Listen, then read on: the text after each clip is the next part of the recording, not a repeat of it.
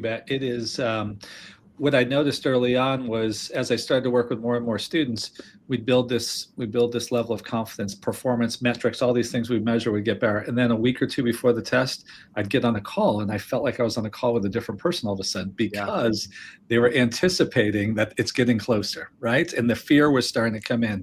So trying to manage that and mitigate that anxiety became then the focus. All the other stuff, the content material, like, hey, let's talk about acid-base metabolism, right? No, right? Let's talk about how you calm your nerves a little bit and how do you show up, right, with confidence and a positive outlook.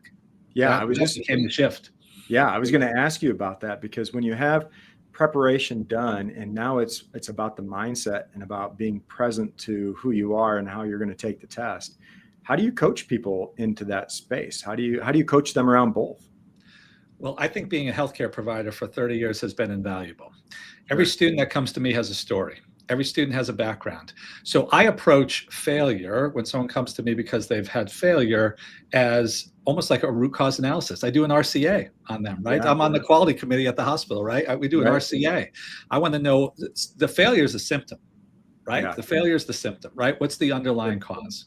And so oftentimes you start working with a student. Do students have content deficits and things? Sure, from time to time, but the majority of the time it's more than on the mental side of things. So how do you navigate that?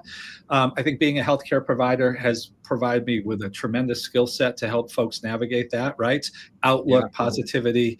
I really talk a lot about things that again seem obvious, but often get left behind when you're in a stressful situation, taking care of yourself, eating well, getting a good night's sleep. I mean, remember all three of us back in high school or back in undergraduate, like you might pull an all-nighter because you waited till last minute to study and all those things. I don't know about you guys, but the older I get, right, when I start losing sleep, performance goes way down, right?